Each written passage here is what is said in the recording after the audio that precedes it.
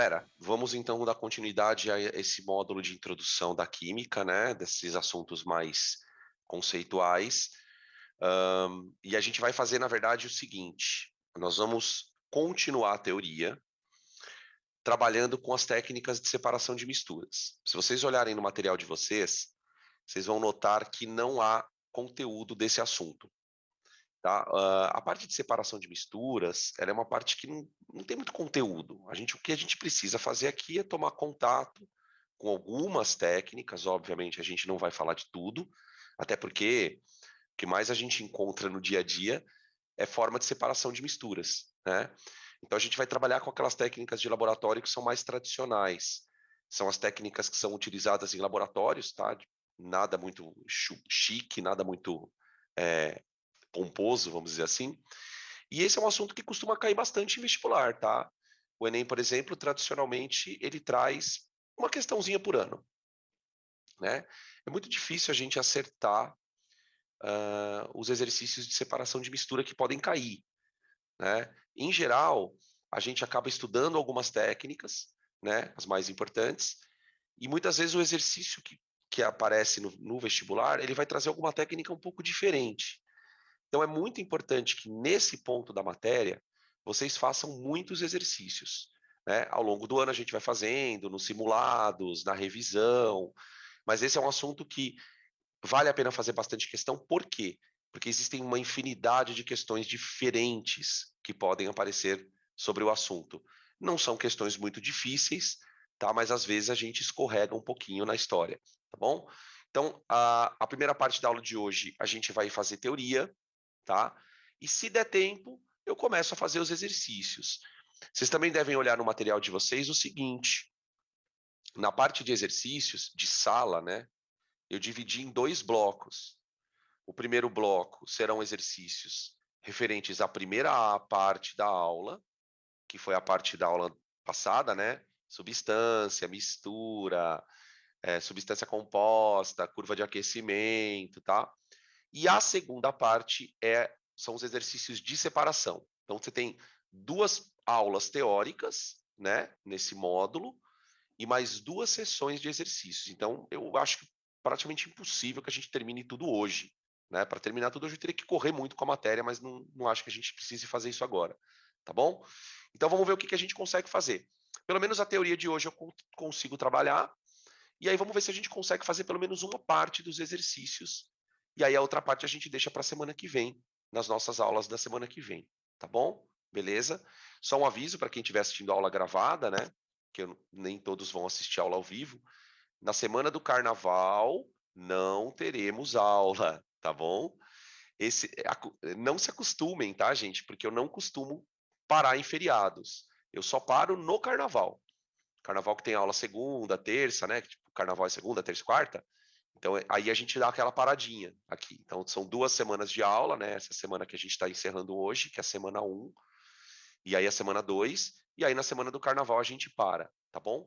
Quando houver feriados, segunda, terça, tá? A não ser que eu vá fazer alguma viagem, que é mais raro de acontecer, aula normal, tá? Mas aí eu vou avisando vocês, a gente vai trocando ideia no grupo, tá bom? Tranquilos? Então vamos lá. Ó, tem um pessoalzinho entrando aí. Eu não vou fazer a chamada, tá, gente? Eu costumo fazer chamada, normalmente já tem muita gente aqui. Então eu não vou fazer chamada, não, tá? Na verdade, não é chamada, né? Só para dar um oizinho para vocês. Acho que a maioria de que está aqui estava na aula da tarde também. Acho que tá. Quase todo mundo está na aula da tarde. Bom, vamos lá então, vai. Vamos falar de separação de misturas.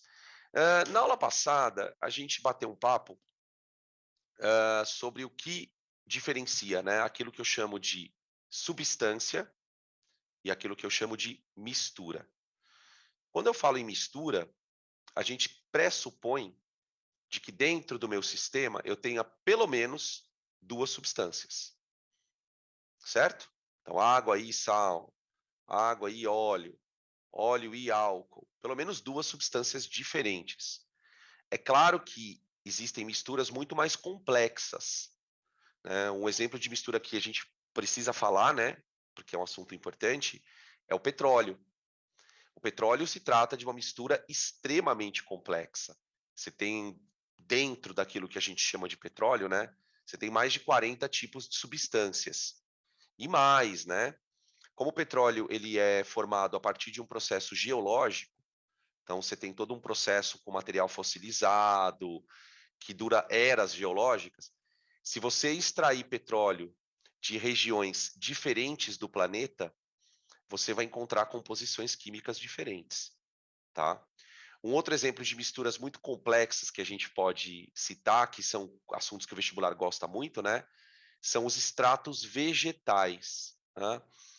Hoje em dia tem uma área aí da indústria farmacêutica muito desenvolvida, que já é antiga, né? Mas não é tão antiga assim, que é a parte de fitoterápicos. Então tem muitas pessoas que fazem tratamentos com remédios à base de vegetal.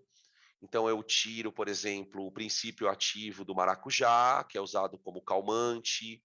Eu posso tirar o princípio ativo do boldo, que é formado por protetores hepáticos, né, que a gente usa para o fígado.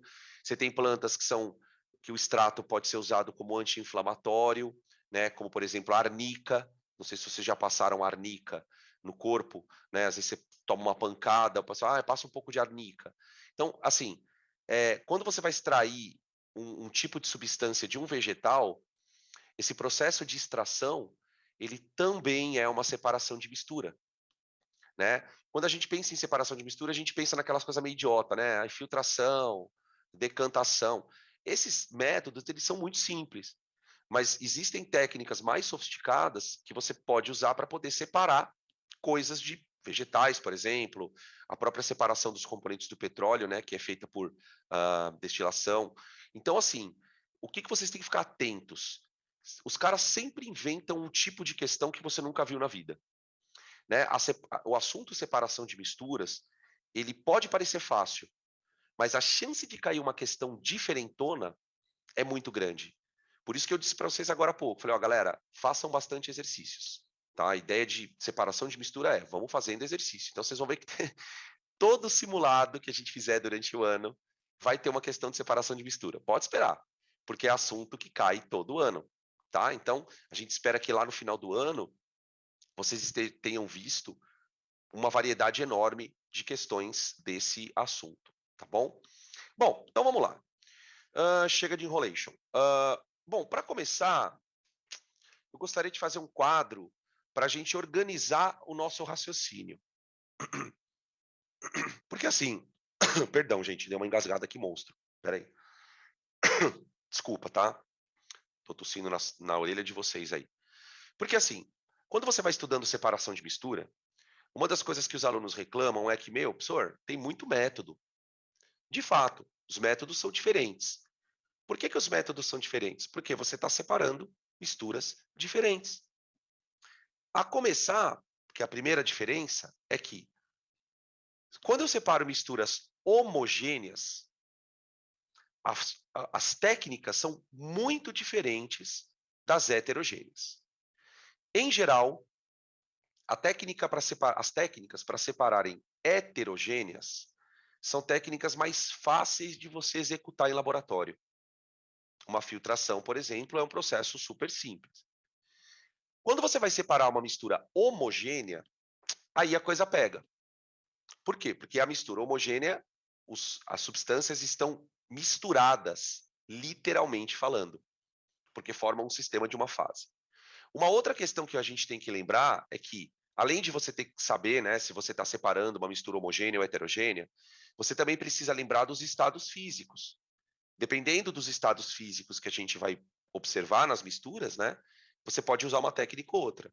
Então, nesse primeiro quadro, a gente vai falar um pouquinho dos tipos de misturas que eu vou separar, tá?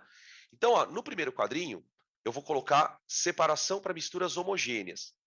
Aí eu vou citar algumas, e aí depois a gente vai ver umas fotos. A gente vai ver aqui umas fotinhos para poder lembrar de cada uma dessas técnicas, tá? Aí a gente fecha o assunto. Então, ó, vamos começar pensando em mistura homogênea de sólido com sólido. Né? Então a gente já começa pensando assim, bom, peraí, mas que tipo de mistura homogênea seria formado por sólidos? A gente pode citar como exemplo aqui o que a gente chama, né, de ligas metálicas.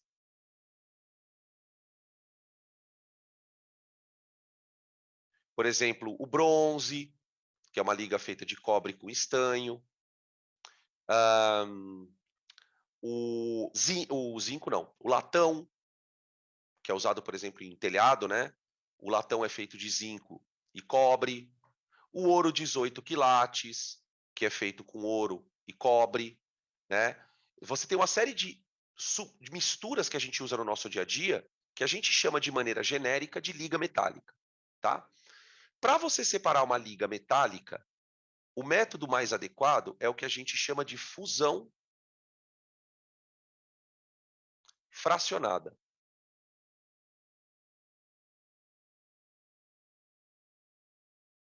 Tá? Qual é o princípio da fusão fracionada? Ora, se eu tenho dois metais ali dentro da mistura, certamente eles terão um ponto de fusão diferente. Você vai ter um metal que derrete, sei lá, vai a 500 graus, e tem um outro metal que derrete a 900 graus. Então, eles têm pontos de fusão diferentes. O princípio é que você aqueça a mistura para que um dos metais derreta e o outro não. E aí você consegue fazer a separação por uma mudança de estado, tá? Beleza? Esse processo não é tão simples na prática, dependendo da diferença do ponto de fusão. Quando os pontos de fusão são muito diferentes, então tipo, vai, um derrete a 500, o outro derrete a 900, aí o método se torna mais simples, tá? Se os metais têm pontos de fusão muito parecidos, aí fica difícil você separar. Aí você vai ter que usar uma outra técnica, tá? Muitas técnicas para separação de liga metálica são técnicas com eletrólise. Depois eu vou mostrar para vocês na aula de eletrólise como é que a gente pode separar um metal do outro fazendo eletrólise, tá? Mas como a gente está falando de técnicas de separação física, a gente não vai usar nenhuma reação química para separar as substâncias, então a gente vai deixar só a fusão fracionada como método de uso, tá? Além das misturas de sólidos, né, homogêneas, nós teremos também mistura de sólido com líquido,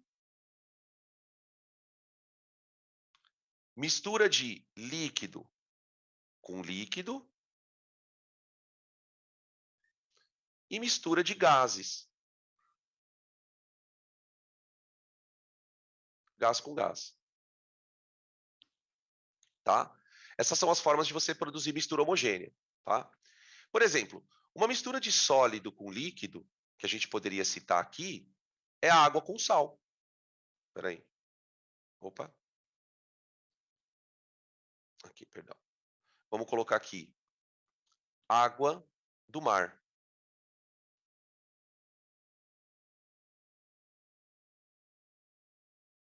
tá? Quando você tem uma mistura de sólido e líquido, pessoal, geralmente o ponto de ebulição do sólido é muito grande comparado com o do líquido. Então, o que eu vou fazer aqui? Eu vou aquecer a mistura para provocar a evaporação do líquido.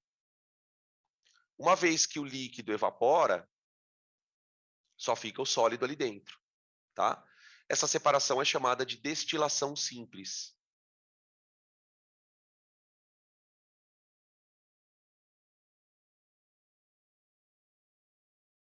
Depois a gente mostra a figurinha, tá? Essa é uma técnica bem importante.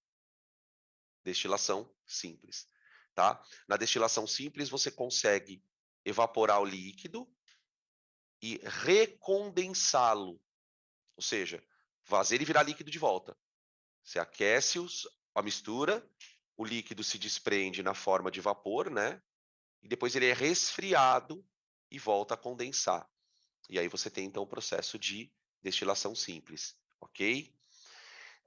Uma mistura de líquidos, eu também vou destilar. Né? Vamos pegar, por exemplo, aqui uma mistura de álcool e éter.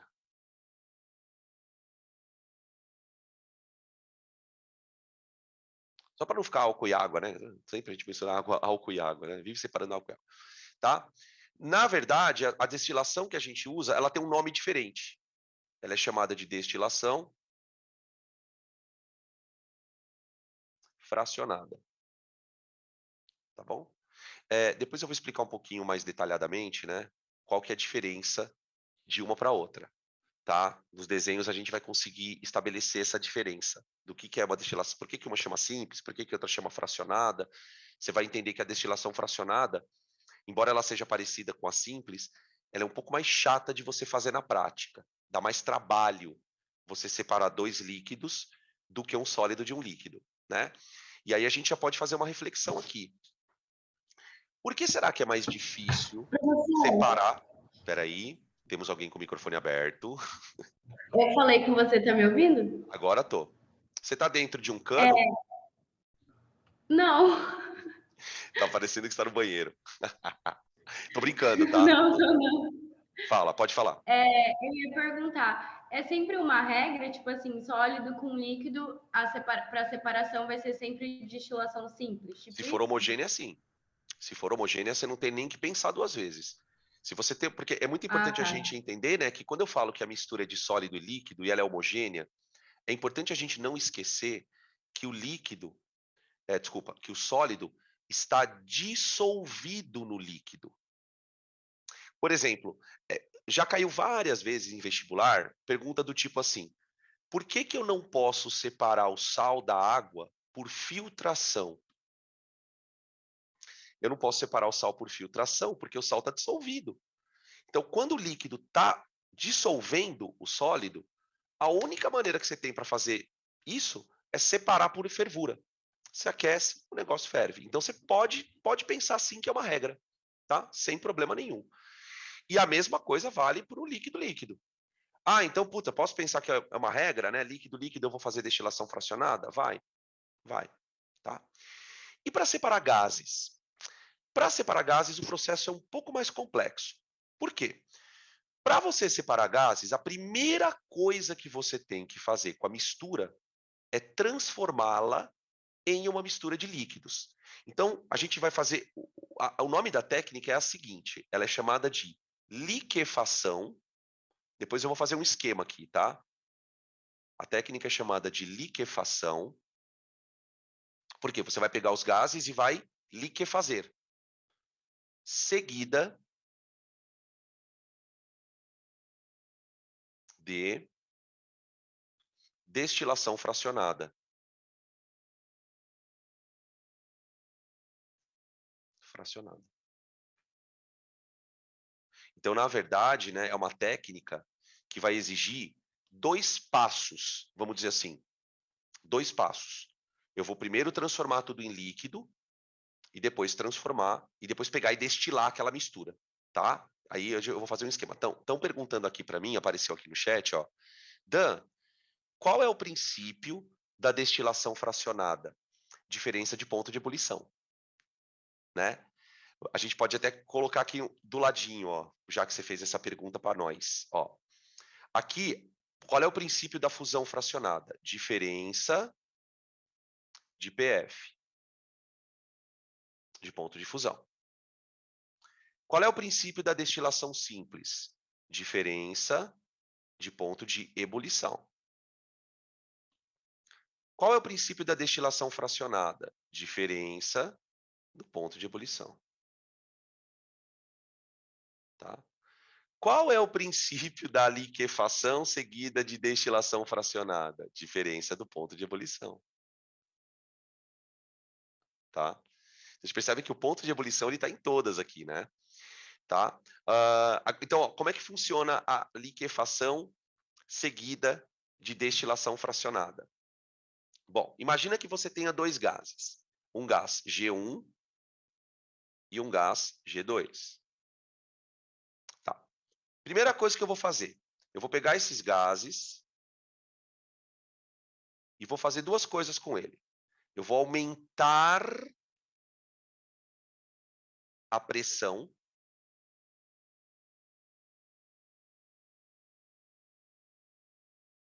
e vou abaixar a temperatura. Tá? Esse conjunto de duas medidas, né, abaixar a temperatura e aumentar a pressão, vai fazer com que os dois gases virem líquidos.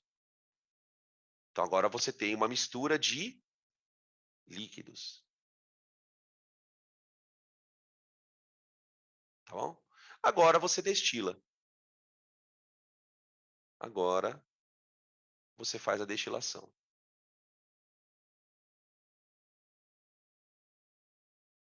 Tá?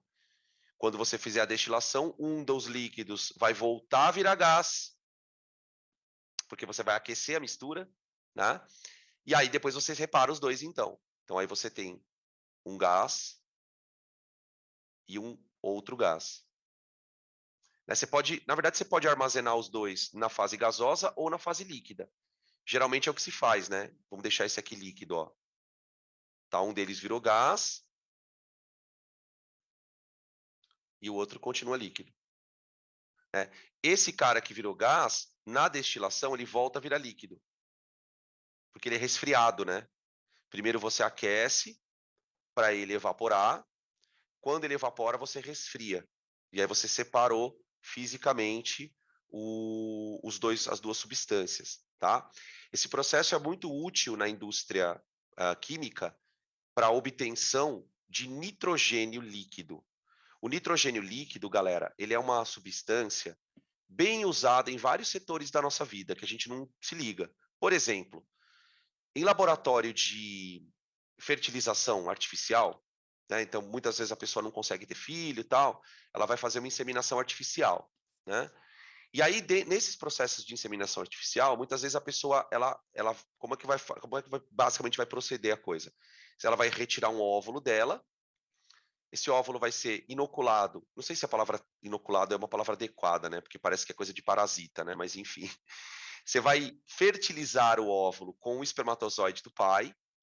Só que muitas vezes esse óvulo ele fica armazenado num ambiente para ser inoculado ou para ser fertilizado, né? Desculpa, usei a palavra errada. E muitas vezes esses óvulos eles são guardados numa atmosfera de nitrogênio líquido, né? Em laboratório de virologia, né? A gente tem falado muito sobre vírus por conta da pandemia.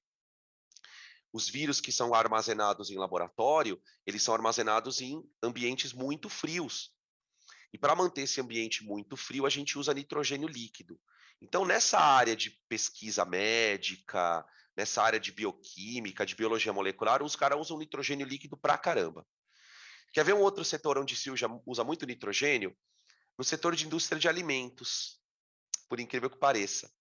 Eu não sei se vocês já repararam, quando a gente vai no mercado, por exemplo, comprar vegetal, e tem alguns vegetais que eles são vendidos, a salada principalmente, ela é vendida já limpinha. Ela vem dentro de um plástico, é você abrir e comer. Aquela salada, ela consegue ficar ali naquele saquinho, se ela for mantida na geladeira, né? Aproximadamente uns 10 dias. Por que ela consegue resistir tanto ao tempo lá dentro? Porque dentro do saco, os caras colocam nitrogênio gasoso. Então, a indústria de alimentos ela tem o nitrogênio guardado no estado líquido, ela injeta um pouquinho de nitrogênio naquele frasco, e a atmosfera de nitrogênio, que é criada dentro daquele pacote, ela inibe a proliferação de bactéria. Então, um alimento preservado numa atmosfera sem oxigênio é um alimento que dura mais. Então, são setores que se usam bastante o nitrogênio. O oxigênio também se usa muito em hospital, né? Basicamente, a gente usa. O ano retrasado aconteceu uma situação bem horrorosa, né? Lá em Manaus, no Amazonas, que os caras ficaram sem oxigênio nos hospitais por causa do surto que deu lá na cidade, tá? Então, as indústrias não estavam dando conta de produzir oxigênio, tá? Tudo bem? Então, aqui estão algumas técnicas para separação de mistura homogênea, tá bom? Perguntas? Para a gente trocar o slide. Beleza, maravilha.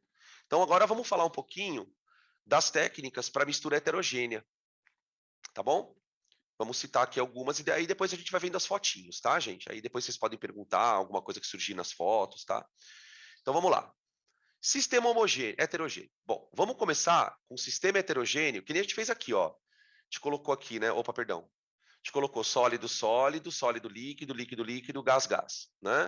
Então a gente vai tentar fazer na mesma linha de raciocínio, tá? Bom, sólido com sólido. Aqui, gente, separação de mistura de sólidos tem uma porrada de separação. Por exemplo, a gente pode citar aqui catação,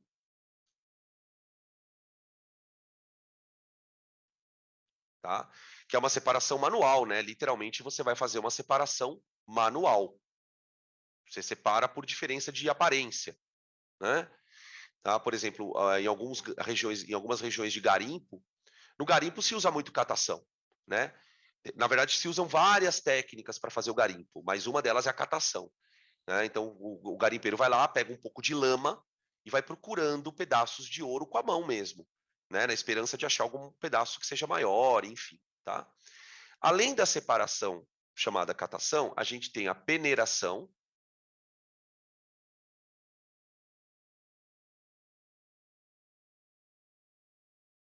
que também é uma separação usando uma espécie de uma peneira para separar por diferença de tamanho, né? O garimpo também usa peneiração nas fases lá de coisa, né? A gente tem também uma chamada ventilação,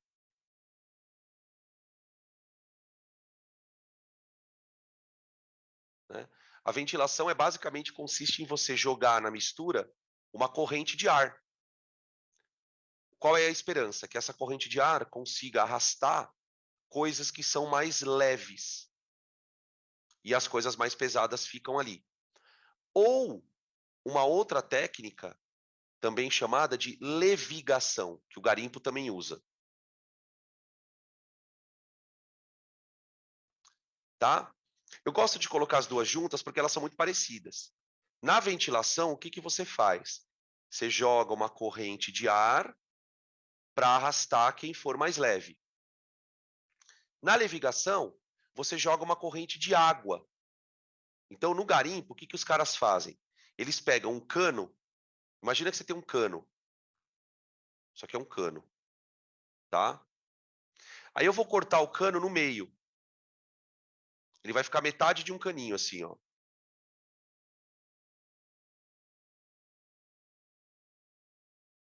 Nossa, ficou muito porco, né? Tudo bem. Ó, faz uma força aí, faz que é um cano. Aí o que o cara faz? Ele coloca a mistura aqui dentro, ó. E por aqui, ó, ele passa água corrente.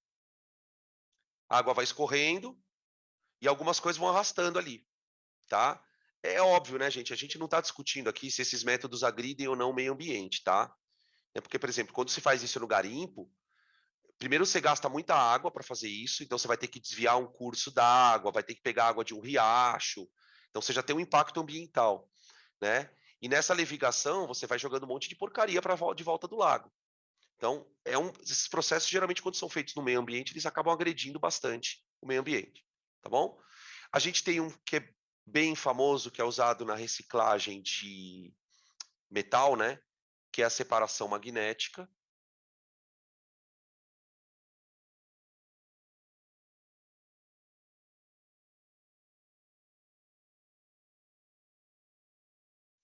Que obviamente, né, ela serve para você separar misturas onde você tem pelo menos algum componente constituído por ferro, né, que não é todo metal que é atraído por ímãs, né? Por exemplo, o alumínio não é atraído por ímã, tá? Então, quando eu quero reciclar, por exemplo, ferro, por exemplo, num ferro velho se usa muito separação magnética, né?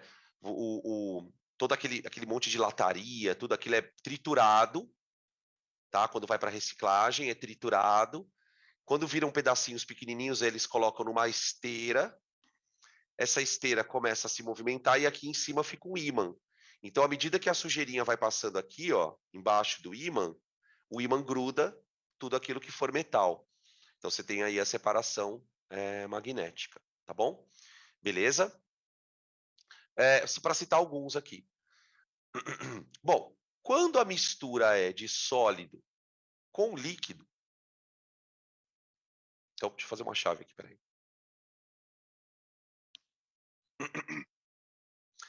Quando a mistura é de sólido com líquido, a gente tem algumas técnicas para separar. A mais famosa é a filtração. Aqui eu não vou destilar.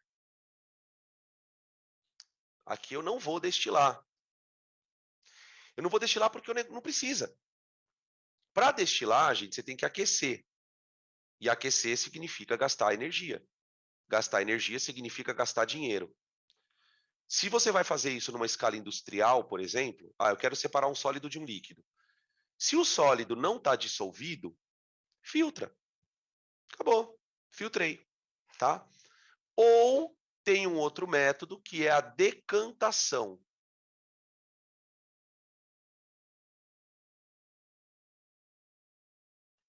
Tá? A decantação é você simplesmente pegar a mistura, deixar em repouso até o sólido afundar. Até o sólido afundar. Para você tirar o sólido dali, você pode sugar ele com água. Você pode pegar um cano, colocar o cano embaixo ali, né? Se alguém aqui já limpou piscina, ou se alguém aqui já viu alguém limpando piscina, já deve ter visto isso acontecer. O cara pega um aspirador, parece um aspirador de pó, coloca lá no fundo e vai chupando a água com a sujeira, tá? Aí você retira aquelas partículas decantadas, tá? A decantação, ela merece um destaque especial para nós, galera, porque ela é usada no tratamento da água, tá? Vai ter algum momento do curso em que a gente vai falar sobre tratamento de água, e aí eu vou citar as etapas que são feitas no processo, tá? Mas é um assunto que vale a pena você conhecer, porque em algum vestibular você vai esbarrar com questão de tratamento de água, tá? Se não for no Enem, o Enem teve uma época que cobrava muito, né? À medida que o Enem foi se tornando uma prova mais conteudista, ele foi abandonando esses assuntos mais bestinhas e foi cobrando coisas mais complicadas, né? Mas se você pegar aí as provas do Enem de, uns 10 anos atrás aí, você vai encontrar um monte de questão de decantação, tá? Aproveitando que eu falei uma coisa, me lembrei aqui. Vai uma dica para quem gosta de fazer questão do Enem, tá? Não adianta ficar fazendo questão do Enem desde 1900 e bolinha, gente. Eu vou lá, compro na banca almanaque com todas as questões do Enem. Meu, você vai gastar dinheiro, tá? Para você ter uma noção do que está acontecendo no Enem, basta você fazer as provas dos últimos 4 anos, 3, 4 anos. Se você pegar as provas mais antigas, você vai ver que as provas são muito diferentes. Então, tenta tirar da tua cabeça que você vai bem no Enem se você fizer só questão do Enem, tá? Muito pelo Professor, contrário. Pode falar. você sabe algum vestibular que tem a prova parecida com o Enem? Sei, No sei. curso de Química Posso te dar e Física? 3. FUVEST, Unicamp e Unesp. Tá? Exatamente isso que você ouviu. Nossa, FUVEST, Unicamp e Unesp. Gente, por que vocês acham que a nota de natureza é tão baixa no Enem? Porque a prova do Enem ela é igualzinha à prova da FUVEST, da primeira fase. Você pega as questões do Enem e as questões da FUVEST, gente, elas são muito parecidas, né? Então, muitas vezes o aluno fala assim, puta, professor, eu não vou fazer questão da Unicamp, a Unicamp é muito foda. Tudo bem, mas entenda que veja, eu não estou falando da prova de matemática, porque a gente sabe que, por exemplo, na área da matemática, o Enem ele é bem diferente da FUVEST. Por quê? Porque ele tem alguns assuntos que ele não cobra. Então, estudar matemática para o Enem é de um jeito. Estudar a natureza para o Enem é fazendo exercício dessas faculdades. Então, pega exercício da FUVEST. Se vocês forem começar, né, nunca peguei exercício desse tipo. Começa pela VUNESP. Então, VUNESP, o que eu tenho? FAMEMA, FAMERP, Univag, a própria Unesp. Tem uma porrada de vestibulares pelo Brasil afora aí, que são elaborados pela banca da VUNESP, que é a mesma que prepara o vestibular da Univag. Então, as questões da VUNESP elas são muito parecidas com as do Enem. Depois que você fizer as da VUNESP, FAMERP, FAMEMA, Einstein, Santa Casa, a Santa Casa também é feita pela VUNESP, Medicina Santa Casa, que é lá em São Paulo, tá? Aí depois você passa para a Unicamp. As questões da Unicamp, elas são um pouco diferentes, por quê? Porque elas têm 4 alternativas só, A, B, C, D, na primeira fase, tá? Só, a do Enem tem 5. Mas peguem Unifesp, escreveram aqui Unifesp, porque eu tinha esquecido, tá? Tenta expandir um pouco o teu universo, até porque, gente, eu vou falar uma coisa que alguns alunos vão concordar com o que eu estou falando. Você pega uma galera que já está um tempo no cursinho, 2 anos, 3 anos, tem questão do Enem que você já decorou a resposta. Concorda ou não? Tem questão do Enem que você sabe a resposta, mas não sabe resolver. Vocês já tiveram questão assim, que você fala, puta, eu sei que a resposta é D, mas eu não sei resolver. Então, assim, toma muito cuidado, por quê? Porque qual que é o segredo, né? Qual que é o pulo do gato para você subir em natureza? É sair da tua zona de conforto. Né? Não é que nem na matemática, que você vai fazer 30 exercícios de função de primeiro grau. Você vai fazer 30 exercícios de probabilidade. Não dá para ser assim. Quanto mais você sair fora da caixinha, o que eu chamo de sair fora da caixinha? Tudo bem, você não vai fazer exercício do ITA, você não vai fazer exercício da Academia da Força Aérea. Militar, pode esquecer, porque a pegada da prova dos militares é outra. Mas essas faculdades que eu estou citando, recomendo, tá? Vocês vão perceber que no meu simulado, na lista, tá cheio de exercício da FUVEST perdido. Eu nem gosto de colocar muito de onde é o exercício, porque às vezes os alunos olham e falam, não, puta, vou pular esse exercício, não vou fazer, tá? Então, vai por aí que a coisa é bem assim, o caminho das pedras é esse, tá? Se vocês quiserem também, eu posso preparar listas específicas, vamos fazer uma lista aí só de FUVEST, vamos fazer uma lista, escolhemos assuntos e colocamos, tá? É demanda, gente. Vocês vão pedindo, eu vou fazendo aqui. Vai pedindo que o tio faz, tá bom? Beleza, vamos continuar aqui depois dessa digressão. Decantação, filtração, tá? Daqui a pouco eu vou falar um pouquinho mais sobre a questão da filtração, tá? Que eu preciso comentar uns negócios, mas vamos continuar. Outra mistura. Imagina uma mistura de 2 líquidos que não se misturam, né? Lembra que nós estamos falando de mistura heterogênea. Tá. Para você fazer essa separação, você vai usar um método chamado decantação também.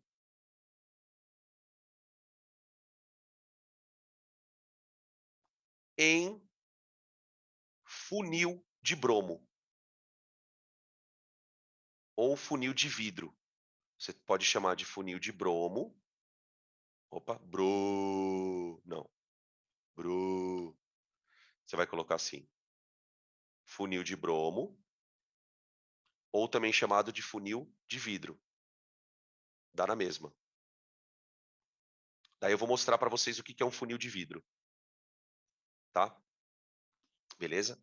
Espera aí que estão perguntando aqui o negócio. Deixa eu abrir aqui. Professor, estou confuso ainda sobre a diferença de sistema hétero e homo. Pode falar rapidinho? Fase, né? Fase. O que é um sistema heterogêneo? É aquele em que você... Eu vou mostrar para você aqui, peraí.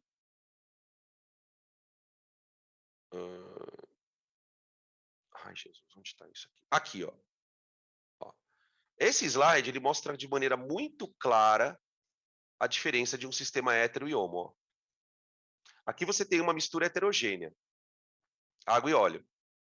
Por que ela é chamada de heterogênea? Porque ela é polifásica. Ou seja, ela tem partes que eu consigo diferenciar uma da outra. Certo? Aqui você tem uma mistura homogênea. Homogênea.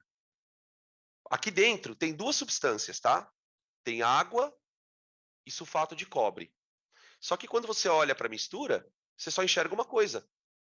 Isso é exemplo de uma mistura homogênea, tá? Ó, homogênea monofásica, heterogênea polifásica.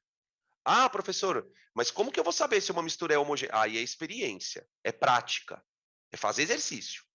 Tá? Tem misturas que você sabe que são heterogêneas, tipo areia e água, óleo e água. Mas tem algumas misturas que você só vai descobrindo à medida que você vai fazendo exercícios. Por isso que eu insisti, né? Eu falei, ó, galera, tem que fazer bastante questão aqui, tá? Quanto mais questões você vai fazendo, mais você vai tendo essa percepção do que é homogêneo, o que é heterogêneo, tá? Claro que, né, em cima disso que eu tô te falando, nessa pergunta que você fez, tem algumas questões que a gente vai discutir lá na frente, né? Bom, o que uma substância precisa ter para se misturar com a outra, né? Ou, em outras palavras, por que o óleo não se mistura com a água? A gente vai discutir isso lá na frente, tá? Mas, por hora, o que você precisa saber é isso, da história do homogêneo e do heterogêneo. Tudo bem? Tá? Não sei se ficou claro. Se ficou claro, se não ficou claro, você volta a perguntar aqui, tá? Não tem problema. Espera aí, só um pouquinho. Abri a porta, fechei a porta aqui que estava aberta. Tá, beleza. Qualquer coisa aqui me chama de novo, tá? Deixa eu voltar lá, gente, perdão. Tá, aqui. Decantação em funil de bromo, tá? Tranquilo? Ah, professor, e separação de gás? Olha, um gás ele pode formar um sistema heterogêneo com líquido, por exemplo, que nem no refrigerante, né? No refrigerante você tem gás e líquido. Como é que você tira o gás do refrigerante, gente? Técnica de separação. Como é que eu tiro o gás do refrigerante?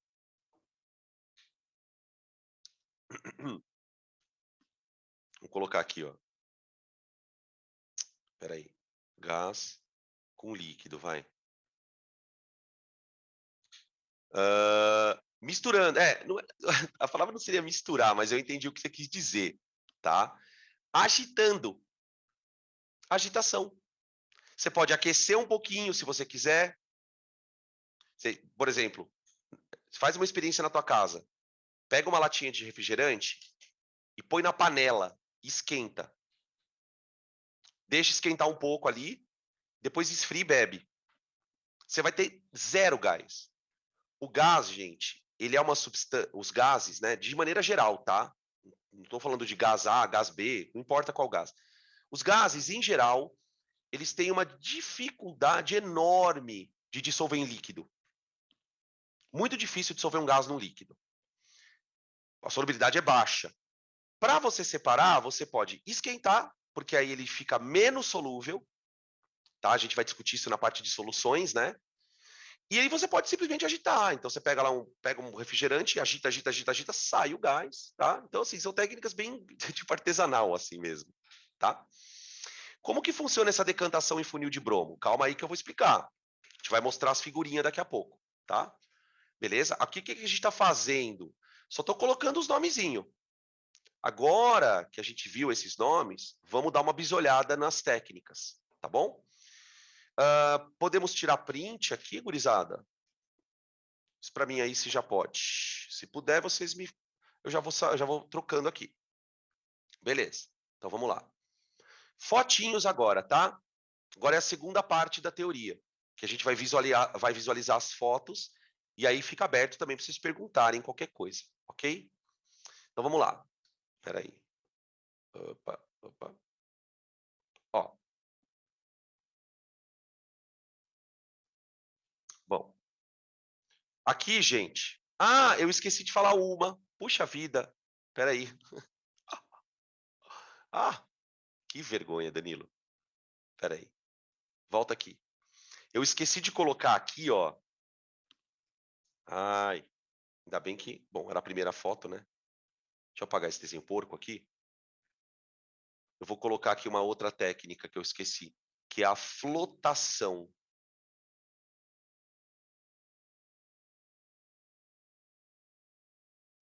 Tá? Na flotação, eu vou colocar uma observação. Tá? Ó, eu coloquei a flotação na separação de sólidos heterogêneos, tá? Eu vou escrever aqui, ó, separação por diferença de densidade. Separação por diferença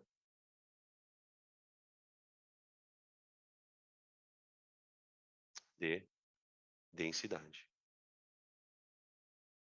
Já vou mostrar para vocês a fotinho, tá? A flotação ela é bastante usada no processo de reciclagem de plásticos, tá? A gente tem um plástico que vocês já devem ter ouvido falar, certamente, que é o polietileno. Só que a indústria ela produz dois polietilenos. Um polietileno de alta densidade, que é um plástico mais resistente, e o polietileno de baixa densidade, que é esse tipo de plástico de supermercado. E para você reciclar os dois, você precisa aquecê-los, só que em temperatura diferente. Então, na indústria de reciclagem, a gente pega o plástico e joga lá no plástico, no lixo, está escrito plástico. Então, ali você tem polietileno de alta densidade e de baixa. Para você separar os dois plásticos, a gente vai triturá-los e vai fazer a flotação, que eu vou mostrar para vocês aqui agora, tá? Espera aí, eu estou chamando aqui. Decantação é por diferença de densidade, sim, isso mesmo, tá certinho. Decantação é por diferença de densidade. Você tem um líquido, né? Você deixa o sólido ali afundar, tá? É isso mesmo, beleza? Então vamos voltar aqui nas fotinhas agora. Agora eu posso, ó.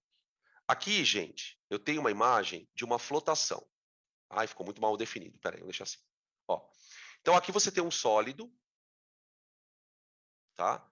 Que estava misturado com esse outro sólido. Aqui eles já não estão mais misturados, tá vendo? O que a pessoa fez para separar os dois? Ela jogou um líquido aqui. Eu não sei o que é. Não sei se é água, se é álcool, mas é um líquido. Qual que é a sacada? Quando eu jogo líquido, o sólido mais denso afunda no líquido. O sólido menos denso flutua. Entende? É exatamente assim que a indústria separa os plásticos, né? Imagina que essa coisa branca aqui, essa coisa que está aqui em cima, ó, seria o polietileno de baixa densidade. Aqui eu tenho o polietileno de alta densidade. E aqui eu teria água. Na indústria de reciclagem, os caras usam água, né? O que é importante você lembrar? Que o líquido, ele tem que ter uma densidade intermediária entre os sólidos. O líquido, ele tem que ser menos denso do que um dos sólidos e mais denso do que o outro. Então, quer dizer, você tem duas densidades. A densidade de um sólido e a densidade do outro. Você tem que escolher um líquido com densidade adequada. Não dá para você escolher um líquido onde os dois afundem e também não dá para escolher um líquido onde os dois flutuam. Você tem que escolher um líquido com densidade intermediária. Tá bom? Beleza? Aqui na figura do meio, a gente tem... Aqui, na verdade, a gente tem uma mistura de dois métodos, né? Aqui você tem um trabalhador que está separando café das folhas. Então, ele tem uma peneira, tá? Ele tem uma peneira e ele está jogando o negócio para cima, tá vendo? Ó? Conforme ele vai jogando o negócio para cima, algumas folhinhas vão sendo arrastadas. Então, você tem aqui um processo de ventilação, tá? Poderíamos citar também o uso da peneira aqui, né? Tá? No caso da peneira, eu consigo separar por diferença de tamanho. Então, sei lá, a folha é grande, o grãozinho é pequeno, o grãozinho vai embora e a folha fica, tá? Aqui nós temos uma sifonação. Ó, aqui o que aconteceu nessa figura? Tá vendo essa gororoba que está aqui embaixo? Ó? Ela decantou. Que nem acontece lá na piscina. Você joga lá na piscina um produto químico, toda a sujeira decanta. Plá, vai lá para o fundo. Aí eu pego um cano e puxo a água por aqui, ó. Então eu encosto o cano aqui no fundo e aí eu vou sugar a água, tá? É claro que nessa separação você acaba perdendo um pouco da água. Não tem como não perder, né? Mas isso é uma sifonação, tá? Então aqui eu tenho a flotação, aqui eu teria nessa mesma imagem a peneiração e a ventilação, e aqui eu tenho a sifonação, tá? Tudo bem? Tranquilo? Vou passar para o próximo slide. Vou passar aqui para o próximo, peraí. Perdão, peraí. Aqui. Aqui nós temos duas imagens que representam o que eu chamo de filtração. Tá? Na imagem da esquerda, nós temos a filtração comum.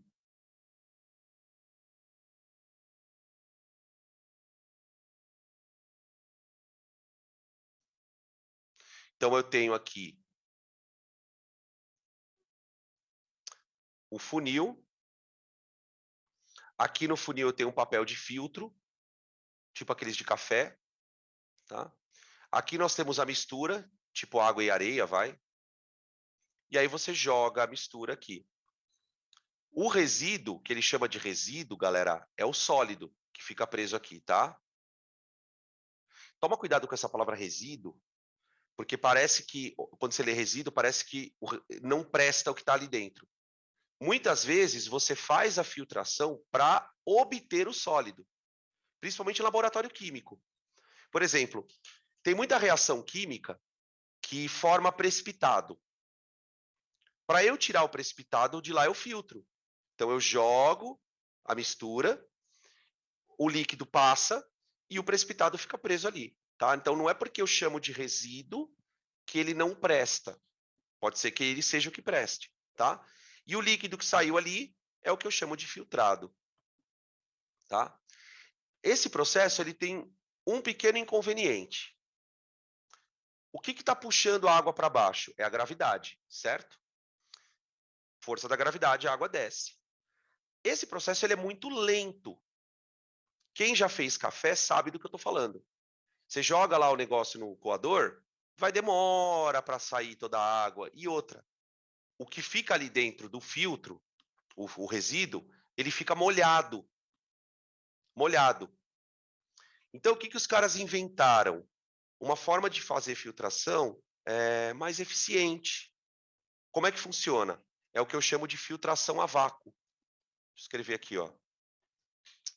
Peraí. Ô, diacho. Filtração a vácuo. Tá? Gente, a única diferença da filtração simples ou comum, né, para a filtração a vácuo é que no processo eu tenho aqui, ó, uma bomba, tá vendo, ó? Uma bomba elétrica. O que essa bomba faz? Ela está conectada aqui, ó, num cano, e esse cano ele está conectado dentro desse frasco, ó. Aqui está o funil. A gente percebe que o funil é um pouco diferente, né, ó, do que o funil de filtração simples, tá? Daí o que acontece? Você vai jogar a mistura aqui, ó. Na hora que você jogar a mistura aqui, você vai ligar a bomba de vácuo. O que a bomba vai fazer? Ela vai puxar o ar de lá de dentro por aqui, ó. Ela vai puxando o ar por aqui. Conforme ela puxa o ar por aqui, ela vai criar aqui dentro uma região de vácuo. O que essa região de vácuo vai fazer? Ela vai sugar o líquido para baixo bem rápido. Né? Então, você liga a bomba de vácuo e joga o líquido. Quando você jogar o líquido aqui, ele faz assim, ó, rapidão. Rapidão. Separa todo o líquido do sólido, tá? Essencialmente, o processo é o mesmo, tá? Por que é interessante da gente visualizar essas imagens? Porque como esse assunto ele envolve prática de laboratório, e a maioria de vocês, talvez todos aqui, nunca tiveram uma experiência em laboratório, então fica muitas vezes muito difícil para o aluno ligar uma coisa com a outra. Então o exercício ele traz essas figuras para o aluno. Então se você pelo menos souber entender a figura, você consegue resolver a questão, tá? Tudo bem? Beleza? Continuando. Posso seguir, né? Bora, bora. Vai mais um.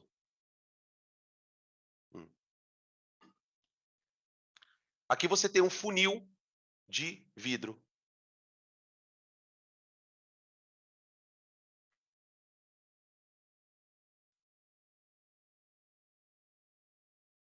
Funil de vidro. Olha como é que é o funil de vidro, gente. Ele tem aqui, ó, uma entrada. Tá vendo? Onde você vai colocar a mistura. Aqui, ó. E aqui ele tem uma torneirinha, tá vendo aqui, ó? Uma torneirinha. Então, o que você faz? Você joga a mistura aqui dentro, com a torneirinha fechada, e deixa ele em repouso, quietinho. Quando você deixar em repouso, você vai ver a separação das duas fases, ó. O pessoal que estava perguntando aquela história de mistura heterogênea, né? Ó, tá? Deixa em repouso para separarmos as duas fases, tá? Separei as duas fases. O que eu faço? Eu venho aqui embaixo, ó, coloco um copo aqui embaixo e abro a torneira. Percebe que como a mistura é heterogênea, tem um líquido que ele ocupa a parte de baixo, porque ele é o mais denso. Esse líquido aqui, ó. Ele é o mais denso, certo? Então, conforme você abre a torneira, esse líquido vai escorrendo. Essa interface aqui, ó, que separa os dois líquidos, ela vai descendo, descendo, à medida que o líquido de baixo vai escorrendo. Quando essa interface chegar aqui, ó, bem nesse ponto, você fecha. Separei. Aí desceu só o azul, né? E esse amarelinho aqui ficou preso ali dentro. Deu para entender? Isso é uma decantação. Só que é uma decantação usando um funil.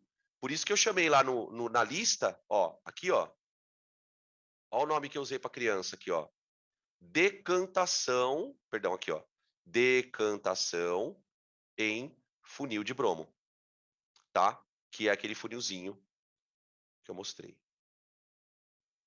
Aqui. Beleza? E que dá para perceber até aqui, né? Com essas figuras que eu mostrei. Até aqui, a gente separou coisas heterogêneas, ó. Heterogêneo, heterogêneo, tá vendo? Ó, tudo várias fases, tá vendo? E heterogêneo, tá bom? Beleza? Perguntas? Seguindo. Aqui tem uma aplicação muito famosa onde se usa o funil de vidro, tá? Essa técnica, ela é chamada de extração por solvente.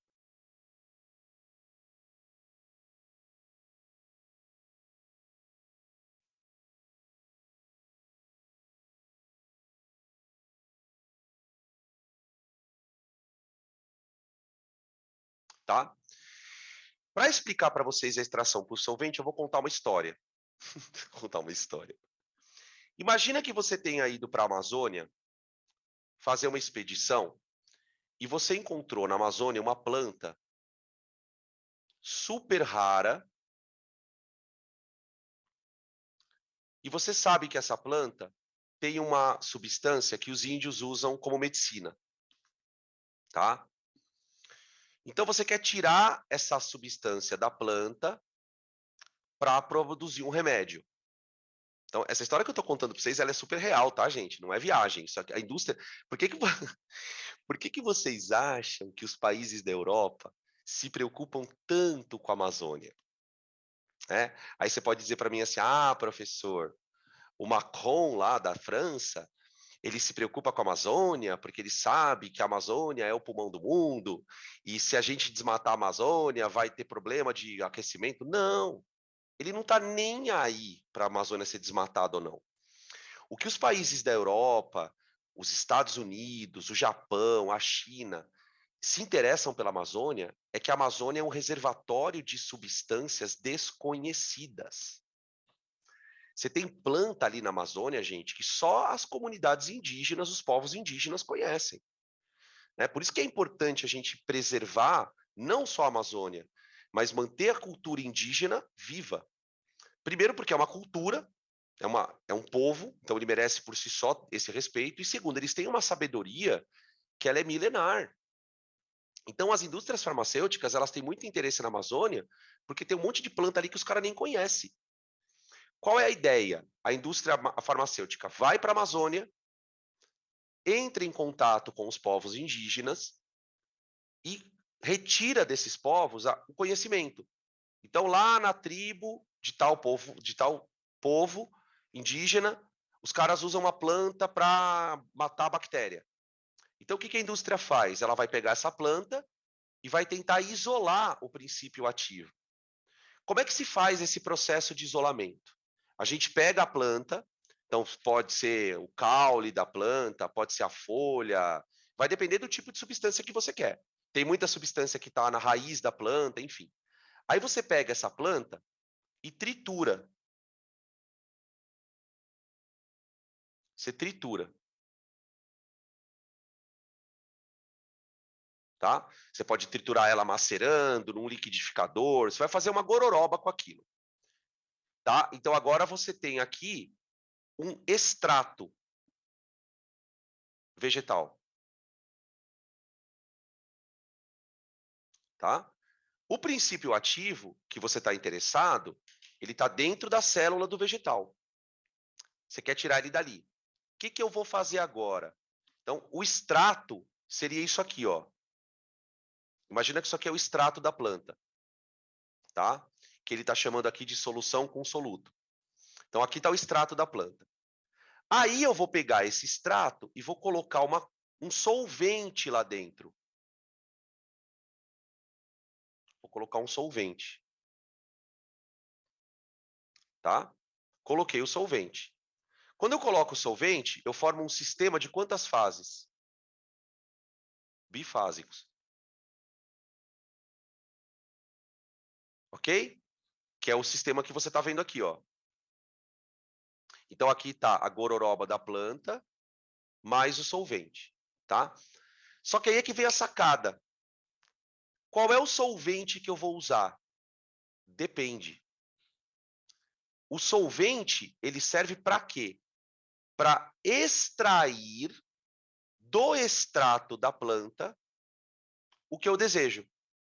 Então, por exemplo, se a substância que eu quero extrair for uma substância polar, eu tenho que usar um solvente polar. Pode ser álcool. Se a substância que eu quero extrair da planta for apolar, eu vou usar um solvente apolar. Então, a ideia da extração por solvente é você colocar um solvente em contato com aquele extrato, de tal maneira que o solvente, então vou escrever aqui, ó, o solvente deve apresentar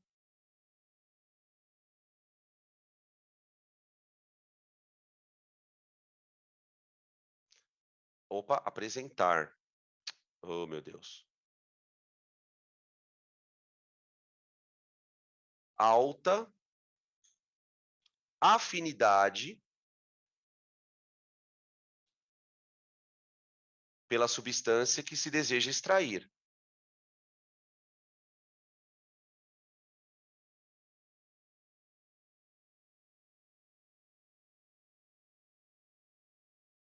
Isso aqui vira um prato cheio para a questão de vestibular, tá?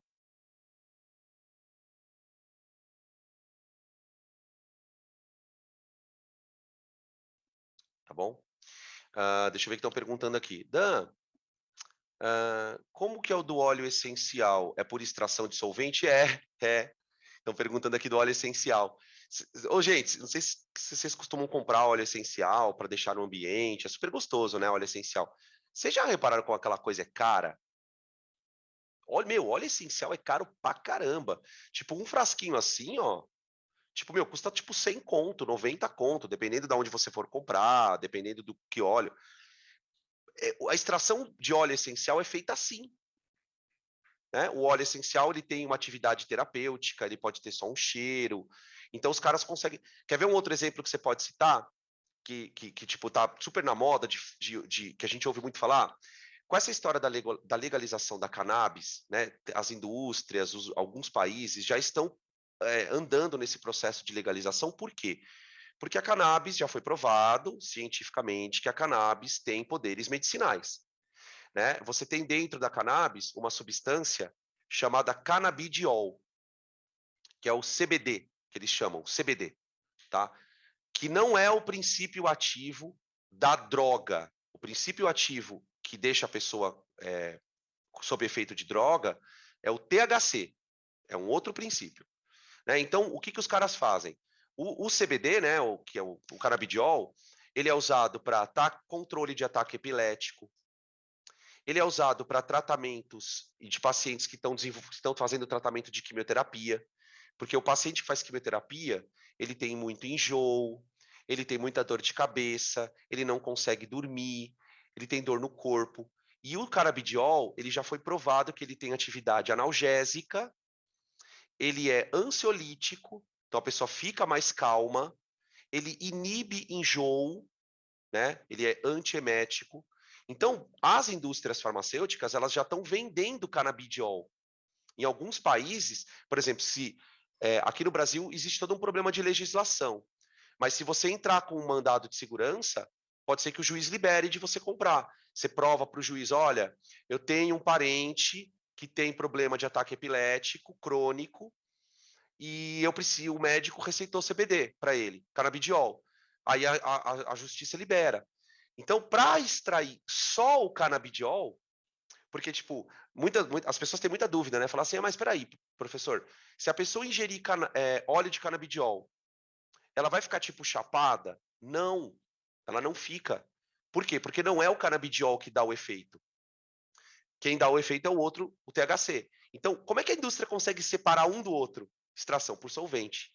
Então, você tem que saber exatamente se a polaridade daquilo que você quer é alta ou baixa e usar um solvente adequado.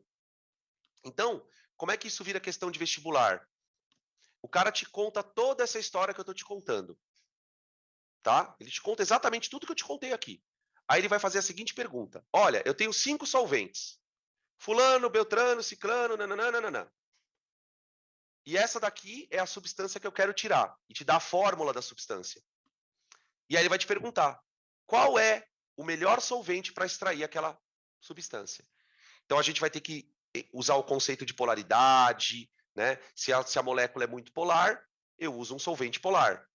Se a molécula é pouco polar, eu uso um solvente pouco polar. A história do semelhante dissolve semelhante, tá? Gente, dá para criar um monte de questões sobre isso. É esse tipo de questão que vai cair no teu vestibular, não é questão de filtração. Né? Quando você vai estudar isso no cursinho, você vai lá aqueles desenhos idiota, aí chega na prova, não aparece nada daquilo. Por isso que eu falei para vocês, tem que fazer bastante exercício, porque os caras estão sempre trazendo novas tecnologias, tá? A chance de cair uma questão de filtração é bem pequena, tá bom? Tudo bem, beleza. Continuando então. Vamos lá, tem mais figura aqui. Aqui, gente, eu coloquei um adendo para falar de uma técnica que é a centrifugação, que também é uma técnica importante, né? Em laboratório se usa muito. É muito difícil você encontrar um laboratório de bioquímica, por exemplo, que não tem uma centrífuga. Tá? Em análises hemodinâmica, né? Laboratório de análise clínica, que vai analisar sangue, você também tem centrífuga. A centrífuga, ela faz o quê, especificamente? Ela provoca uma decantação forçada. O que acontece, gente? Aqui você tem, ó, nesse desenho, esse desenho tá bem elucidativo, ó. Aqui você tem uma suspensão, tá vendo? O que é uma suspensão? Uma suspensão geralmente é um sistema heterogêneo, né? Que tem uma fase líquida e tem algumas partículas sólidas. Acontece que essas partículas sólidas, elas não conseguem decantar sozinhas. Então, se você deixar esse material em repouso, ele não decanta. Não consegue ir lá para o fundo. Então, você coloca o tubinho dentro de uma centrífuga e liga. A centrífuga deixa exatamente assim, ó. Tá? A parte de cima aqui eles chamam de sobrenadante e a parte de baixo é o que precipitou, tá? As centrífugas são muito utilizadas, por exemplo, para separar as células do sangue. Então, imagina que esses pontinhos aqui sejam, por exemplo, as hemácias, os glóbulos brancos, as plaquetas, tudo os componentes figurados lá do sangue, né? E essa parte o líquido é o plasma do sangue.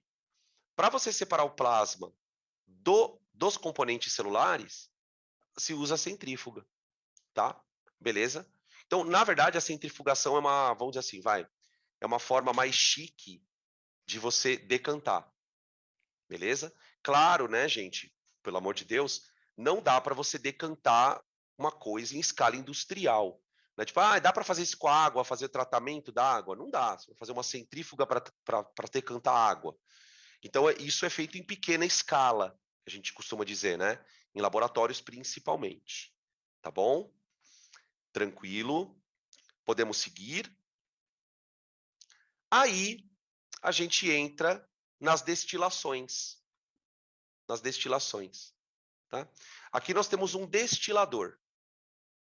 Isso aqui é um aparelho chamado destilador. Ele é um aparelho para destilarmos coisas em laboratório. Quando você vai fazer isso em escala industrial, você precisa de um desse maior. Aliás, aí vai um comentário. Eu sei que vocês não vão prestar engenharia química, tá? Mas o trabalho do engenheiro químico é, assim, não é só isso, tá, gente? Por favor, mas é essencialmente isso. Ele pega uma coisa pequena e projeta numa grande escala. Por exemplo, imagina uma indústria que produz álcool. O álcool é obtido pela destilação do caldo de cana fermentado. Então, eu preciso produzir milhares de litros de álcool por dia. Então, o que o engenheiro químico faz? Ele projeta um destilador em escala industrial. O destilador vai ter que ser aquecido, então os materiais precisam ser resistentes à explosão. Então, a tarefa do engenheiro químico, uma delas, né, é desenvolver plantas de indústria, plantas industriais, para você fazer uma reação que você consegue fazer no laboratório. Então é meio que assim, né? O engenheiro químico, ele trabalha junto com o químico. O químico, ele está no laboratório desenvolvendo a reação. Depois que o químico desenvolve a reação, ele dá para o engenheiro e fala, tá aqui, ó, agora faz em escala industrial. Aí a gente tem os produtos produzidos na escala industrial, tá bom? Beleza? O destilador, ele é formado por 3 peças. Então, vamos dar um zoom aqui. Ó. Aqui, ó, você tem o balão. Aqui você vai colocar a tua mistura, tipo água e sal. Tá? Notem que o balão, ele tem uma saída meio longa. Percebe que a saída dele é meio longa? Por que essa saída tem que ser longa? Para que o vapor consiga se formar e subir. Conforme o vapor vai subindo, ele já vai esfriando. Tá? Só lembrar, né, pessoal, que a fonte de calor, ela tá aqui, ó. Tem uma coisa, imagina que você tem uma coisa aqui aquecendo, tá? Nesse caso aqui, ele usou uma aquecedora elétrica, uma manta que a gente chama. É um aparelho que você encaixa o balão exatamente aqui, e aqui tem um termostato, ó, que você escolhe a temperatura que você quer aquecer. Eu quero aquecer a 120 graus. Eu quero aquecer a 90 graus. Tá? Isso aí você aquece. Beleza. Aí o vapor sobe. Quando o vapor sobe, ele já vai esfriando. Quando ele chega aqui em cima, ó, o balão ele está conectado a uma outra peça chamada condensador. Está aqui o condensador. Percebe que o condensador ele é formado por um tubo de vidro fino, aqui, ó. Tá vendo essa parte mais fininha aqui, ó? É um tubo de vidro. O vapor ele vai entrar por aqui, tá vendo, ó? Tá? Só que se você observar bem, esse tubo de vidro, ele está dentro de um outro tubo maior, tá vendo, ó? Tá? E esse tubo maior, ele está conectado a uma mangueira, ó. Você tem uma mangueira aqui, ó, e uma mangueira aqui. Essa mangueira aqui, ó, ela vai ser ligada numa torneira. Numa torneira. Então, o que vai acontecer? A água, ela vai entrar por aqui, pelo cano, pela mangueira, e vai encher toda essa parte aqui, ó. Sem, obviamente, entrar em contato com o tubo pequeno. O objetivo dessa água é manter esse tubo aqui pequenininho, ó, resfriado. Ele vai manter o tubo resfriado. Para quê? Para que a hora que o vapor entre aqui, ó, ele esfria e aí ele começa a virar líquido. Conforme ele começa a virar líquido, ele começa a gotejar aqui, ó. Tá? Então, quando você vê isso no laboratório, é muito legal, porque você vê o negócio aquecendo aqui, ó, e aqui você vê uma água pingando, pique, pique, vai pingando, gota por gota, tá? Conforme o processo vai andando, né? Conforme o processo vai andando, vai ficando só o sólido aqui, ó. Vai ficando só o sólido, tá? O líquido ele vai ficando retido aqui. Então, quer dizer, você evapora o líquido aqui e depois você, nessa região aqui, ó, você recondensa, tá? Só mais uma coisinha, né? A mangueira, ela tem que ter uma entrada, perdão, não é a mangueira. O fluxo de água, ele tem que ter uma entrada e uma saída. Por quê? Porque a água ela tem que circular por aqui, para manter isso aqui sempre frio. Tem alguns condensadores que são diferentes, em que você tem aqui uma tampinha, você abre a tampinha e põe gelo aqui dentro. Então aqui fica tudo preenchido com gelo, ó. Fica tudo preenchido com gelo, tá? E aí você consegue fazer a destilação. Só que daí você tem que trocar toda hora esse gelo, né? Porque vai chegar uma hora que ele vai esquentando, então você tem que manter aquilo bem frio, tá? Tudo bem? Então, qual é a composição de um destilador, né? Você tem um balão, você tem o condensador e você tem esse recipiente aqui, ó, que é chamado de Erlenmeyer, tá bom? Erlenmeyer. Fechou? Deixa eu só escrever uma coisa aqui. Essa destilação é a destilação simples.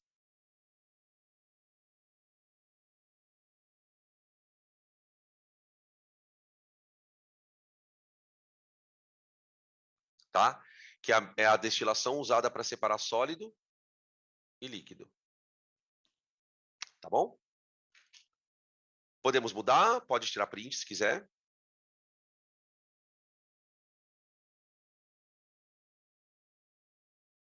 Beleza.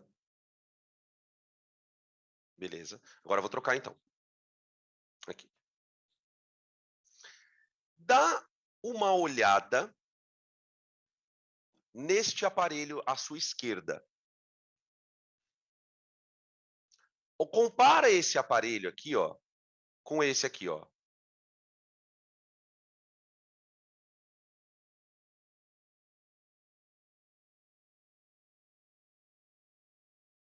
Compararam?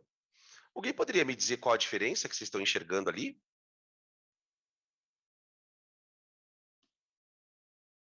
Qual que é a diferença entre os dois condensadores, ó? Tem uma diferençazinha bem sutil, que é o tamanho da saída do balão. O tamanho da saída do balão. Na destilação simples, olha como é que é a saída do balão. Olha aqui, ó. Ela é curtinha, tá vendo, ó?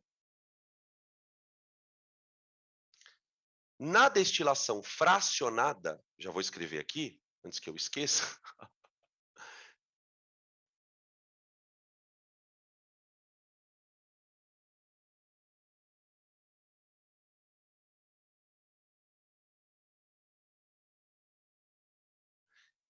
A coluna, isso aqui chama coluna, tá? Ó, coluna. Ó, coletor de fracionamento, ou coluna de fracionamento. Essa coluna ela tem que ser maior. E outra, ela é uma coluna que, dependendo do condensador, ela tem uma espécie de uma serpentina. Tá? Qual é a diferença de uma para outra? Aqui nós estamos separando dois líquidos, certo? E aí eu vou contar uma coisa para vocês que eu tenho certeza que vocês vão olhar e falar assim, puta, eu não sabia que era assim. A gente tem uma ideia, e me corrija se eu estiver errado, tá? Que quando você separa por destilação, né? Porque a gente está olhando. Vamos olhar de novo para o exemplo anterior aqui, ó.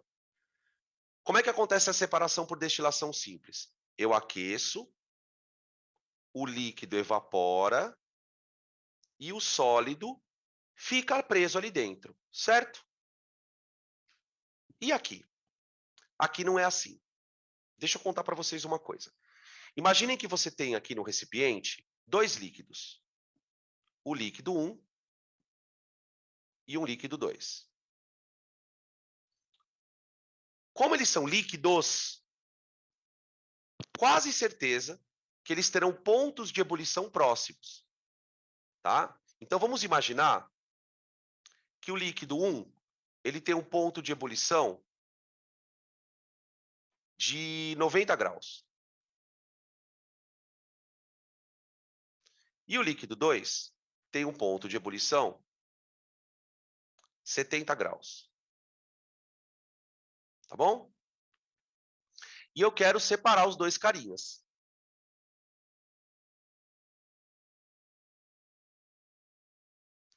Agora vai uma perguntinha para vocês aí. Pode preparar o teclado aí. Qual seria a melhor temperatura para você aquecer essa mistura? De tal maneira que você conseguisse separar os líquidos. Se você tivesse que aquecer o balão, qual seria uma temperatura adequada para fazer isso? Vamos ver aqui. Menor que 70, mais ou menos. Ó, tem gente falando 70. Falou 70. Eu escutei alguém no microfone aqui falando menor que 70, né? A maioria das pessoas pensa em 70. Porque o que a pessoa pensa na cabeça dela? Ela pensa assim, olha, se eu aquecer essa birosca a 70, oh Deus. Se eu aquecer essa birosca a 70, o que vai acontecer com o líquido 2? Ele ferve. E o líquido 1? Ele não ferve, mas ele evapora junto. Gente, quando você aquece a mistura a 70 graus, 70 graus já está fazendo o líquido 1 evaporar. Para pensar quando você vai fazer café. Quando você põe água para ferver lá no café, antes dela ferver, você não está aquecendo? Ela está evaporando já. Então, qual que é o problema? Quanto mais alta for a temperatura, mais você vai evaporar os dois juntos. Se eu colocar a temperatura a 70 graus, o líquido 2 ferve, mas vai desprender também o vapor do líquido 1. Aí você fala assim, professor, então peraí, eu vou aquecer a que temperatura? Você vai colocar aqui uma temperatura, gente, de aproximadamente uns 50 graus. Você não vai deixar isso ferver de jeito nenhum. Quando você vai separar líquido, a última coisa que você tem que fazer é deixar ele ferver. É diferente do sólido e do líquido. Quando você tem uma mistura de sólido e líquido, você pode deixar ferver. Porque aí o sólido não vai separar nem a pau. Quando a mistura é de líquido, é muito chato o processo. Porque ele demora. Aí você fala assim, tá, professor, peraí, você vai aquecer a 50 graus. Tudo bem. Quando você aquecer a 50 graus, o que vai acontecer? Peraí, deixa eu colocar uma setinha aqui, ó. Deixa eu apagar isso aqui. Quando você aquecer a 70 graus, você vai ter uma parte que evapora e uma que não evapora. Tá? Tá bom. Qual é a parte que evapora? A parte que evapora é uma mistura do líquido 1. Espera aí, deixa eu colocar aqui. Vamos colocar aqui. Destilado.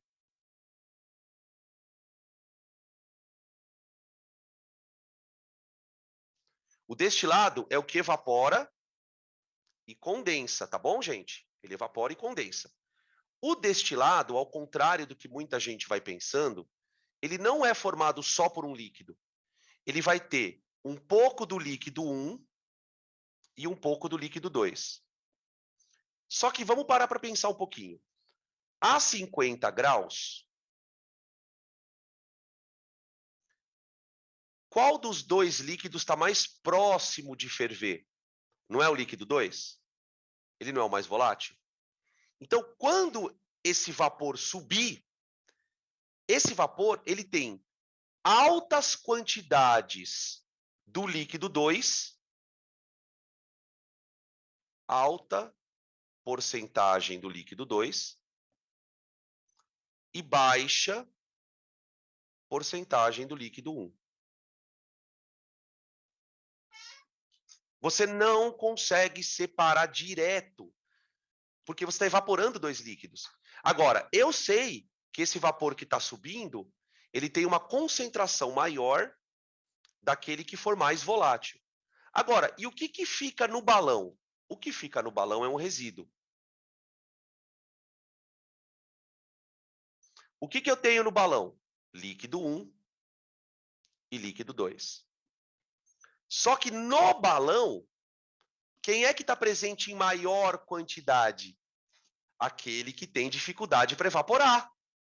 Ou seja, eu vou ter alta quantidade do líquido 1 e baixa quantidade do líquido 2. Por quê? Porque grande parte dele evaporou. Tudo bem? Aí o que eu vou fazer? Esse resíduo aqui, ó, eu vou jogar fora. Por que eu vou jogar fora o resíduo? Porque, embora ainda exista um pouco do líquido 2, eu não vou conseguir tirar esse pouco daqui. Não dá, não dá, não dá. Não tem como. Aí eu vou pegar o destilado e vou destilar ele de novo. O destilado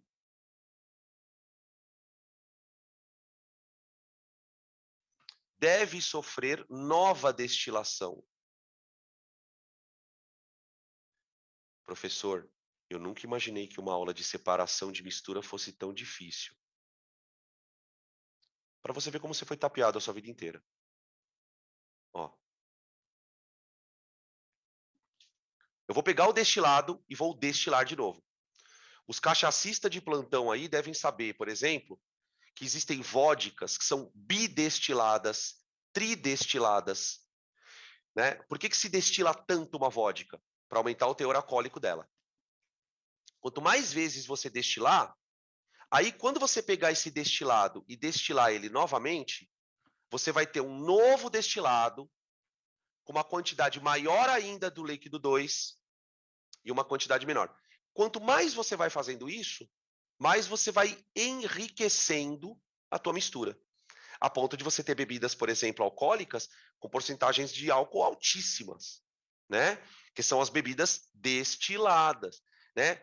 Qual é a grande diferença de uma cerveja para uma cachaça? Ah, professor, eu sei, porque de cachaça eu entendo. Cerveja é fermentado, cachaça é destilado. Mas deixa eu fazer uma pergunta que você nunca parou para pensar. Para você produzir cachaça, você tem que fermentar a cana. A cachaça, gente, é um fermentado de cana. Agora, por que a pinga tem tanto álcool? Porque quando os caras fazem a cerveja, o que acontece lá? Como é que eu faço a cerveja? Eu coloco lá os ingredientes e deixo ela fermentar. Depois que a cerveja fermentou, eu vou lá e tomo ela. A cachaça não. O que eu faço? Eu pego o caldo de cana, fermento, e aí, ao invés de eu beber aquela porcaria fermentada, eu destilo ela. Então, a cachaça ela tem um passo a mais, que é destilar. Qual é o objetivo de destilar? Aumentar a concentração alcoólica na bebida. Por isso que as bebidas destiladas, né?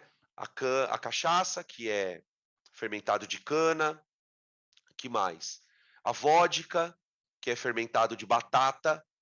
Não sei se vocês sabiam que a vodka é uma bebida à base de batata.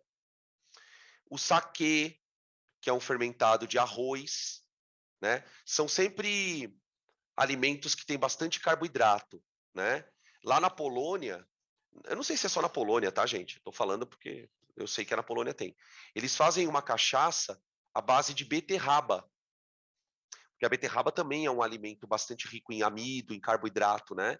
Então o alimento que é rico em amido, ele vai fermentar para que aí a levedura vai produzir álcool a partir do açúcar e aí depois você destila o negócio, tá? Beleza? Tem um livro não sei se vocês conhecem, tá? O Dr. Drauzio Varella, que é um médico bem famoso, né? Ele passa na televisão, às vezes aparece no Fantástico e tal. O Dr. Drauzio Varella, ele é um infectologista. E acho que ele é oncologista também, se não me engano.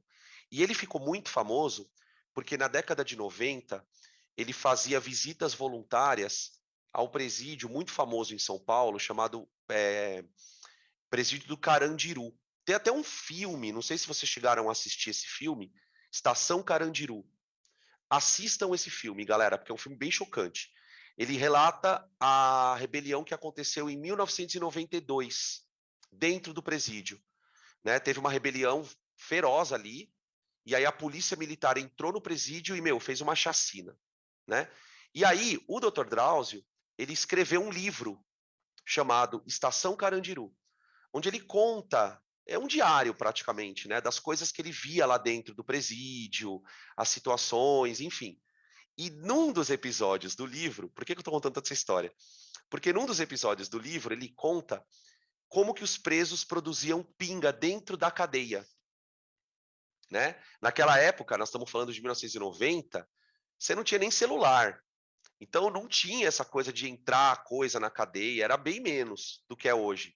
Né? Hoje o negócio está todo mais zoado. Então os presos, eles faziam a própria bebida. Como é que eles faziam a bebida? Eles pegavam comida do refeitório, então arroz, batata principalmente, né, pão, e deixavam aquilo fermentando dentro de um tonel, tá? Fermentava naturalmente ali. Aquilo ia produzindo álcool, fermentação ia produzindo álcool.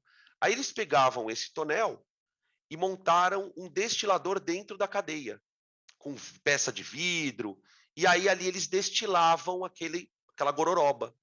E a bebida que eles bebiam, né, que eles vendiam na cadeia, chamava-se Maria Louca, é o nome da bebida, né, que era um fermentado de comida. Então, assim, é um processo que você pode fazer ele artesanalmente mesmo, tá? Tudo bem?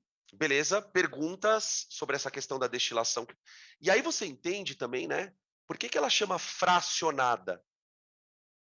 Ela chama fracionada porque você precisa ir dividindo a mistura cada vez mais. Você precisa pegar o destilado, destilar mais uma vez, destilar outra vez, até a hora que você chega numa situação em que você tem quase 100% de um deles, tá? Mas você imagina quanto perde-se do material. Por quê? Porque cada destilação vai te dar um resíduo. E quanto mais vezes você destila, mais pobre vai ficando o resíduo naquilo que você quer. Então você vai jogando ele fora, vai jogando ele fora, vai jogando ele fora, tá? Beleza? E aí aqui do lado, gente, para a gente já encerrando, porque eu já falei demais aqui, a gente tem uma destilação em escala industrial, tá? Esse aparelho que vocês viram aqui do lado esquerdo, esse aqui, ó, ele serve para fazer uma destilação de dois líquidos. Dois líquidos.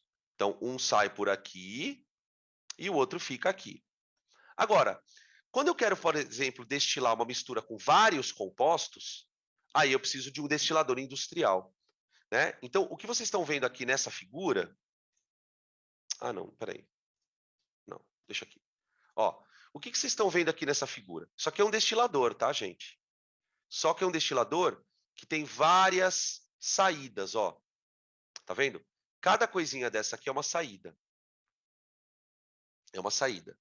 Então, como é que a coisa funciona? Isso aqui é chamado de torre de fracionamento, tá? Pra quem nunca ouviu falar, torre de fracionamento. Então, como é que funciona a torre de fracionamento? O petróleo que é extraído lá da reserva, ele vai chegar na refinaria, né? E ali dentro da refinaria, ele vai ser injetado na torre. Ele é injetado aqui, beleza? Aqui dentro, ele é aquecido. Mas ele vai ser aquecido, galera, até ele ferver totalmente. Ele vai aquecendo, borbulhando, borbulhando, borbulhando. Conforme o petróleo vai borbulhando, todo o vapor dele vai subindo. Só que esse vapor, ele é formado, como eu disse para vocês agora no começo da aula, por mais de 40 tipos de substâncias. Então, o que acontece? Esse vapor vai subindo. À medida que o vapor vai subindo, ele vai esfriando. Por que ele vai esfriando? Porque ele vai ficando cada vez mais longe da fonte de calor. Conforme ele vai esfriando, ele vai atingindo temperaturas mais baixas, e aí algumas substâncias vão condensando. Então, por exemplo, nessa altura aqui, ó, você tem temperaturas por volta de 400 graus. Então, tudo que puder condensar a 400 graus, vai condensar nessa altura. Aqui mais alto, você tem substâncias que condensam entre 300 e 400 graus. Aqui você tem substâncias que condensam entre 200 e 300, e assim sucessivamente. E tem algumas substâncias que não condensam. São os gases que são recolhidos por aqui, ó. Tá? Então, aqui a gente pode citar, né? Quando eu falo gás aqui, a gente está falando sobretudo do GLP, né? Aqui você tem o propano e o butano, tá? Quando a gente for ter aula de orgânica, a gente vai falar sobre isso, tá? Sobre propano, butano, gasolina, mas só para a gente já ir introduzindo o assunto, beleza? Então, a torre de fracionamento, ela usa exatamente a mesma ideia desse aparelho que está aí no slide, tá? Só que aqui nós estamos separando várias coisas, beleza? Tudo bem, gente? Ficou claro? Perguntas? Angústias? Dan, Oi, pode falar. quanto mais eles precisarem destilar, mais caro o produto vai se tornando? Uhum. Por dois motivos. Primeiro, porque você gasta mais energia para fazer. Segundo, cada vez que você destila, você obtém menos quantidade.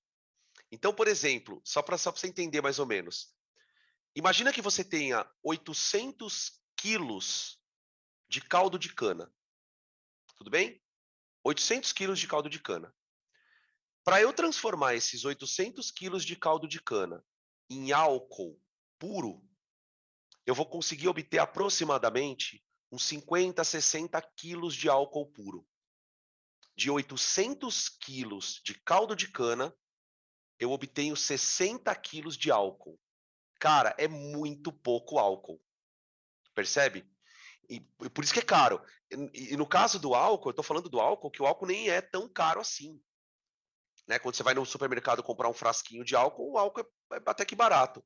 Mas você imagina o quanto isso agride o meio ambiente. Né? Porque, primeiro, tudo aquilo vai ser jogado fora. Né? Normalmente, quando a indústria ela tem sustentabilidade, o que você pode fazer com esse resíduo? Você pode usar ele como adubo. Né? O resíduo da destilação. Porque o resíduo quase não tem álcool. Então, você pode usar ele como adubo, pode usar ele como fertilizante de ração para bicho, ou para fertilizante de planta. Tá? Mas tudo que é muito destilado, então, tipo uísque, vodka, a própria cachaça, né? Que essas cachaças que agora tem essas cachaças mais gourmet, né? Tipo ipioca, elas são caras justamente porque o saquê é muito caro também, né? Porque tem que destilar demais. Tá? Tudo bem? E no caso do óleo essencial, né? Que a gente tinha falado agora há pouco, quando você faz a extração por solvente, né? Vamos voltar um pouquinho aqui, ó. Deixa eu voltar aqui na extração por solvente, ó. Quando você faz a extração por solvente, o teu óleo essencial ele fica preso no solvente. Como é que você tira o solvente dali? Destila. Então, no processo de produção do óleo essencial, o que torna o processo caro é justamente o problema de você ter que destilar várias vezes para você obter quase o óleo puro. Então, aqui, quando você pega, por exemplo, se alguém aqui já teve essa curiosidade, pinga um pouco de óleo essencial na mão. Ele é gorduroso, porque ele é uma substância oleosa. Mas ali dentro tem um pouquinho de solvente, mas bem pouquinho. Por isso que, por exemplo, tem uma galera, aí deixa eu falar uma coisa que não tem nada a ver com a aula, tá? Mas é papo furado. Tipo, tem uma galera que toma óleo essencial. Não sei se vocês já viram isso. Né? Tipo, essa coisa de aromaterapia, né? Tem a galera que só cheira o óleo essencial, tem a galera que passa na pele, e tem uma galera que chega a tomar. Eu, pelo conhecimento que eu tenho, eu não recomendo nem passar na pele e nem tomar. Por quê?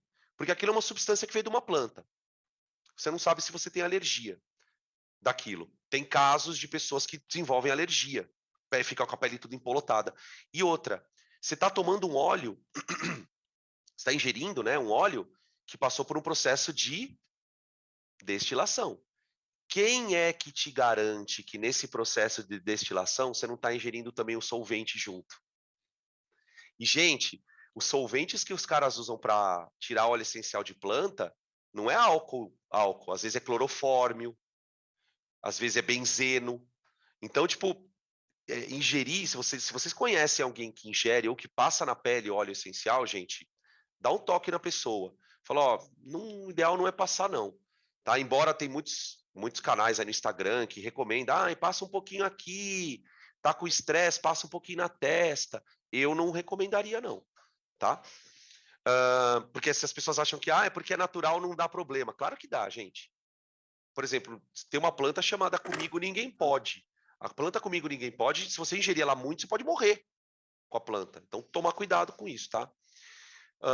Bom, é isso. Professor, Oi! você lembra daquele exemplo que você dava da roupa do varal? Teria como você explicar com esse exemplo esse daqui da destilação pressionada simples? De uma certa forma né? É para mais um. Só para quem não está sabendo o que ela está falando, tá? Lembra daquele exemplo que você dava? O exemplo que eu costumo dar na aula é o seguinte: um líquido ele não precisa ferver para virar vapor, né? Por exemplo, quando você fala para uma pessoa assim, o ponto de ebulição da água é 100. O fato do ponto de ebulição da água ser 100 não quer dizer que ela evapora só a 100 graus, senão a roupa do varal não secava. Então é muito importante a gente entender que um líquido ele evapora a qualquer temperatura, mesmo que essa temperatura esteja abaixo do ponto de ebulição. Por isso que na hora de você aquecer, qual é o recomendado? Aquecer uma temperatura em que nenhum dos dois ferva. Quanto mais você esquentar, mais os dois vão chegar próximos da fervura. E o problema é que se você deixar os dois ferverem, o vapor que vai sair é os dois juntos. Então é nesse sentido que ela lembrou, falou, o exemplo da roupa no varal. É claro que a roupa no varal ela seca mais rápido quando o dia está mais quente, porque aí a água evapora mais rápido. Quanto mais próximo do ponto de ebulição tiver o líquido, mais rápido ele vai evaporar. Tudo bem? Tá? Eu não sei se era esse, eu acho que era esse o exemplo, né, que você tinha citado. Alguém mais falou alguma coisa aí, meio que no microfone, ou eu viajei? Acho que eu viajei. Então tá, beleza. Podemos então encerrar a teoria por aqui? Podemos? Beleza, então. Então é nóis, Queiroz.